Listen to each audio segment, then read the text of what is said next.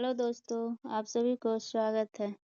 आज बहुत दिन के बाद वीडियो डालना शुरू कर रहे हैं। क्लास 6 ज्योग्राफी चैप्टर 6 है।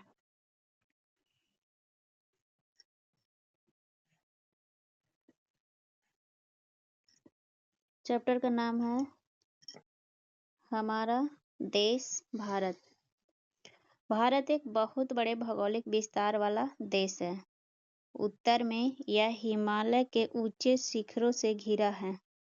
पश्चिम में अरब सागर, पूरब में बंगाल की खाड़ी तथा दक्षिण में हिंद महासागर भारतीय द्वीप के तटों पर लहराते हैं। प्रायद्वीप प्रायद्वीप किसको कहते हैं? स्थल का वह भाग जो तीन तरफ से जल से घिरा होता है। जैसे भारत का नक्शा ऐसे है, तो इधर से इधर से इधर से ये तीनों तरफ जल से घिरा हुआ है, इसलिए इसको प्रायद्वीप कहते हैं।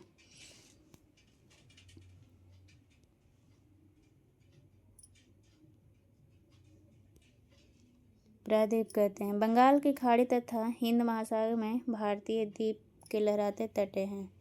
जैसे देखा जाए कि भारत का क्षेत्रफल 32.8 लाख वर्ग किलोमीटर है। उत्तर में लद्दाख से लेकर दक्षिण में कन्याकुमारी तक इसका विस्तार लगभग 3200 किलोमीटर है तथा पूर्व में अरुणाचल प्रदेश से लेकर पश्चिम में कच्छ तक इसका विस्तार लगभग 2900 किलोमीटर तक है। ऊंचे ऊंचे पर्वत, भारतीय मरुस्थल, उत्तरी मैदान, आसमान पठारी सतह, तटीय भाग एवं द्वीप समूह स्थल रूपों की भिन्नता को दर्शाते हैं। यहाँ जलवायु, वनस्पति, वन जीवों के साथ साथ भाषा एवं संस्कृति में भी बहुत भिन्नता है। इस भिन्नता में भी हम एकता को पाते हैं जो हमारी परंपराओं में दिखती है। यही कारण है कि हम एक राष्ट्र में बंधे हैं। वर्ष 2011 से अब तक भारत की आबादी 120 करोड़ से अधिक हो चुकी है। यह चीन के बाद विश्व का दूसरा सबसे अधिक जनसंख्या वाला देश है।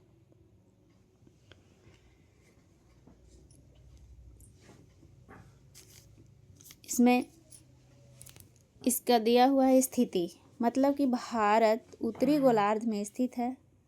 कर्क रेखा 23.5 डिग्री उत्तरी रेखा को कहते हैं। देश के लगभग मध्य भाग से होकर गुजरती है। जैसे दक्षिण से उत्तर की ओर भारत की मुख्य भूमि का विस्तार 8 डिग्री 4 मिनट उत्तर तथा 37 डिग्री 6 मिनट उत्तरी अक्षांशों के बीच है।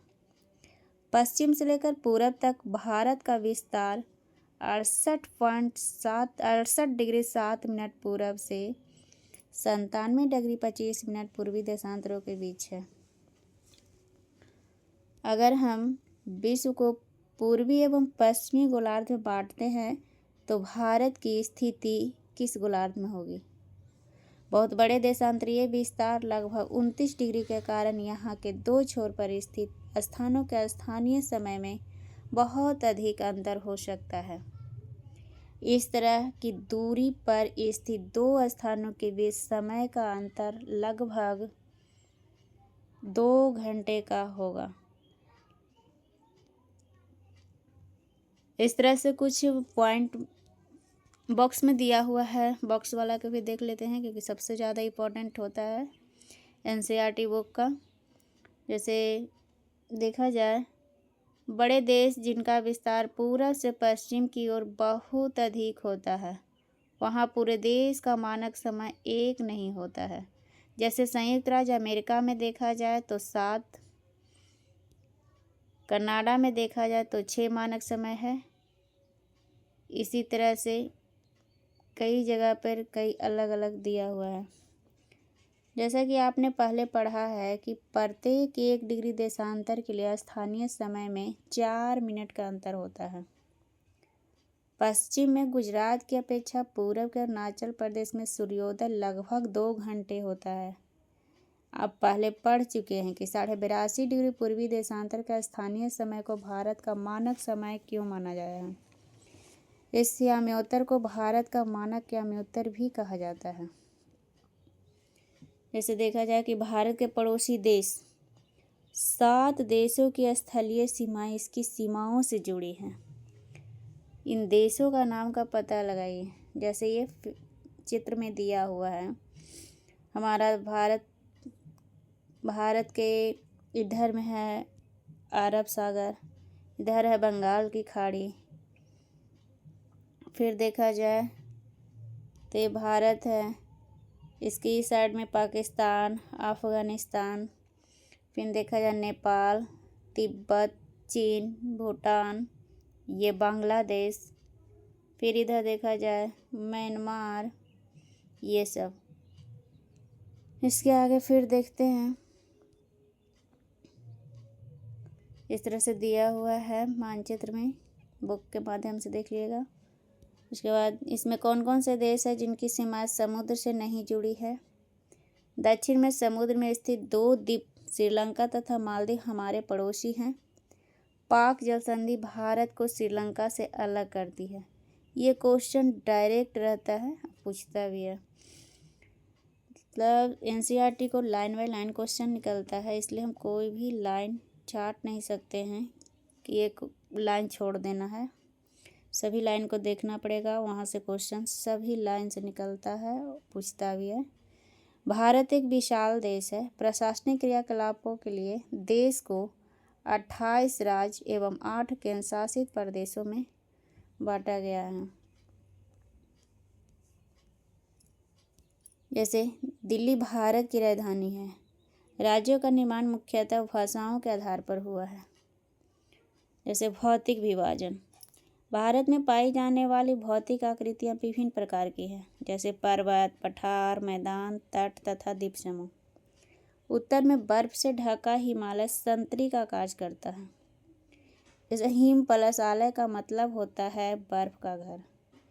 हिमालय पर्वत को 3 मुख्य समानांतर श्रृंखलाओं में बांटा जाता है। सबसे उत्तर में स्थित श्रृंखला को बृहद हिमालय या इसी का हिमाद्री कहते हैं। इसी श्रृंखला में विश्व की सबसे ऊंची शिखर है, जिसको मध्य हिमालय या हिमाचल हिमालय हिमाद्री के दक्षिण में स्थित है। बहुत से लोकप्रिय पहाड़ी स्थान यहाँ स्थित है।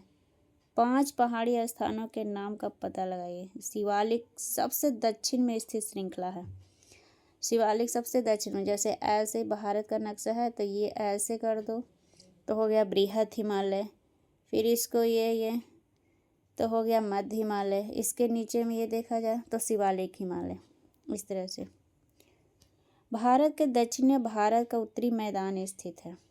ये मैदान समतल तथा सपाट है। ये मैदान सिंधु, गंगा, ब्रह्मपुत्र तथा इसकी सहायक नदियों के द्वारा लाए गए जलोढ़ निक्षेपों से बने हैं।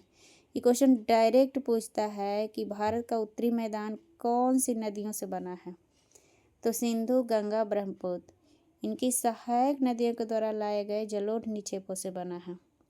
नदियों के ये मैदान कृषि के लिए उपजाऊ भूमि प्रदान करते हैं। यही कारण है कि इन मैदानों में जनसंख्या अधिक है। भारत के पश्चिमी भाग में भारतीय महामरुस्थल स्थित है। यह शुष्क, गर्म तथा रेतीली स्थल है। यहाँ वनस्पति की मात्रा बहुत कम है। उत्तरी मैदानों के दक्षिण में प्रायद्वीपीय पठार स्थित है। इसकी आकृति कैसा है? त्रिभुजाकार है। इसका धरातल काफ़ी ऊंचा नीचा है। इस क्षेत्र में बहुत सी पहाड़ी श्रृंखलाएं तथा घाटियां स्थित है। इसके उत्तर पश्चिम में अरावली श्रृंखला स्थित है, जो विश्व की सबसे पुरानी श्रृंखला है। विंध्य एवं सतपुड़ा भी महत्वपूर्ण श्रृंखलाएं हैं। इन श्रृंखलाओं से होकर नर्मदा एवं ताप्ती नदियां बहती हैं। ये पश्चिम की तरफ बहने वाली नदियां हैं। मतलब देखा जाए कि नर्मदा और ताप्ती किधर की ओर बहने वाली नदियां हैं, तो पश्चिम की तरफ, जो अरब सागर में गिरती है। क्वेश्चन डायरेक्ट पूछता है कि पश्चिम की ओर बहने वाली नदियां का नाम बताएं, तो नर्मदा ताप्ती। नर्मदा ताप्ती किधर की ओर गिरती है, तो अरब सागर की ओर गिरती है। क्वेश्चन यहीं से कहाँ न कहाँ से उठा लेता है लाइन बाय लाइन। इस पठार के पश्चिम में पश्चिमी घाट एवं सह्याद्री तथा पूर्व में पूर्वी घाट स्थित है। जैसे भारत है ऐसे तो ऐसे, तो इसको कहते हैं उत्तर दक्षिण पूर्व। पश्चिमी घाट इसको, पूर्वी घाट इसको, इस तरह का। जबकि पूर्वी घाट बीच बीच में टूटा हुआ तथा असमान है। इन पठारों में खनिजों जैसे कोयला, लौह की प्रचुरता है। पश्चिमी घाट के पश्चिम में तथा पूर्वी घाट के पूरब में तटीय मैदान स्थित है। पश्चिमी तटीय मैदान काफ़ी संकरे हैं। पूर्वी तटीय मैदान अपेक्षाकृत चौड़े हैं। वहाँ पूरब की ओर बहने वाली कई नदियाँ हैं, जैसे महानदी, गोदावरी, कृष्णा, कावेरी जैसे ऐसे भारत की नक्शा हैं। तो इधर की ओर बहने वाली नदियाँ का नाम है महानदी, गोदावरी, कृष्णा, कावेरी। ये सब बंगाल की खाड़ी में, इधर बंगाल की खाड़ी है तो बंगाल की खाड़ी में गिरती हैं। ये नदियाँ अपने मुहाने पर उपजाऊ डेल्टा का निर्माण करती हैं। जैसे इधर जितना भी नदियाँ गिरती है ये सब डेल्टा का निर्माण करती हैं। बंगाल की खाड़ी में गंगा एवं ब्रह्मपुत्र नदियों के मुहाने पर सुंदरबन डेल्टा बनता है। ये क्वेश्चन डायरेक्ट पूछता है कि सुंदरबन डेल्टा किसको से बनता है, तो बंगाल की खाड़ी में गंगा एवं ब्रह्मपुत्र नदियों के मुहाने से बनता है, सुंदरबन डेल्टा बनता है।